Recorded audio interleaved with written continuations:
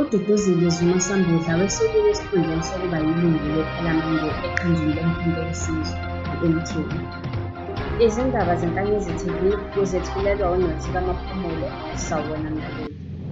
Lokhu kulandela ukushuba kophenyo loketho mayelana nokuthi uZuma-Sambudla wathumela yena amadoda angu-17 aseNingizimu Afrika phesheya kwezilwandle ukuba ayolwa impi yeRussia ne-Ukraine. Lesi sinyathelo simenyezelwe ngesikhathi kunesithangami sabezindaba se-MK Party eThekwini ngoLwesihlanu. Ukwesula kwakhe kulandela izinsolo zokuthi wabamba iqhaza ekubuthweni kwabesilisa abangu-17 baseNingizimu Afrika ukuthi bayolwa impi yase-Ukraine neRussia. Lolu daba lugqame kakhulu ngempelasonto edlule ngesikhathi udadewabo kaZuma-Sambudla emvulele icala lobugebengu, emsola ngokushushumbisa amadoda awabeke esimweni esiyingozi.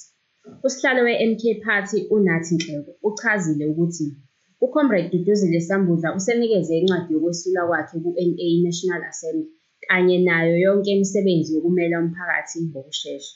UNhleko uthe i-MK Party ayihlangene nokuqashwa kwamalungu wathi kumele abuye ephephile. Isinyathelo sethu esilandelayo njengezikhulu zikazwelonke ukuxoxisana nemindeni, sichaze ngesimo sethu njengeqembu futhi siyeseke emizamweni yabo yokubuya bephephile kwalabantu abasha. UMengameli Cyril Ramaphosa naye useyalele ukuthi kuphenywe ngezimo eziholele ekutheni kuqashwe lamadoda, ikakhulukazi aphuma KwaZulu-Natal nase-Eastern Cape. UZuma-Sambudla uzichithile izinsolo abhekene nazo, waveza ukuthi uvule elakhe icala ebhekise kowesilisa athi nguyena owamqasha. I-Democratic Alliance ifuna amaphoyisa aphenye obeyilungu lePhalamende loMkhonto weSizwe uDuduzile Zuma-Sambudla ngokushushumbiswa kwabantu, ukuhlinzeka ngosizo lamasosha angaphandle kanye nokukhwabanisa. Ngesonto eledlule kuvele udaba lwabantu baseNingizimu Afrika abangu-17 abathi uZuma-Sambudla wabakhohlisa ngokuthi baye esifundeni saseDombas esikhungethwe yimpi, lapho kukholakala khona ukuthi basezintabeni zezimpi. I-Democratic Alliance ifuna amaphoyisa aphenye ilungu loMkhonto weSizwe ePhalamende uDuduzile Zuma-Sambudla ngokushushumbiswa kwabantu, ukuhlinzeka ngosizo lwamasosha angaphandle kanye nokukhwabanisa. Ilungu lePhalamende uChris Hattingh uthe iqembu linemiyalezo yocingo yabesilisa baseNingizimu Afrika e-Ukraine bethi uZuma-Sambudla wayebayenga ngamanga ukuze alwele iRussia.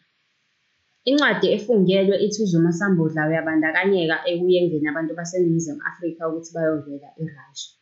Okhulumela amaphoyisa u-Athlenda Mathe uqinisekisile ukuthi idokodo lophenyo selibhalisiwe ukuze kuphenywe ngalolu daba.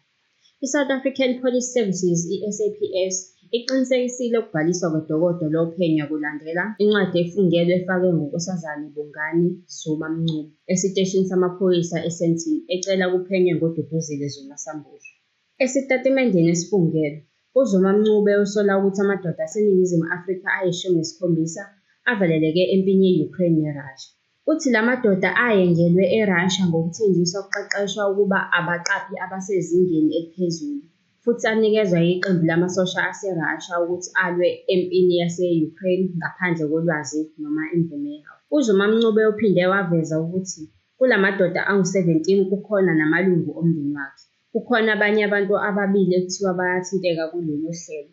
Okhulumela amaphoyisa u-Athlenda Mathe uqinisekisile ukuthi idokodo lophenyo selibhalisiwe ukuze kuphenywe ngalolu. Izindaba zeNkanyezi TV ubuzethulelwa uNothiba Maphumulo. Sicela ushiye ukuphawula kwakho ngalolu daba ku-comment section. Izindaba zeNkanyezi TV ubuzethulelwa uNothiba Maphumulo.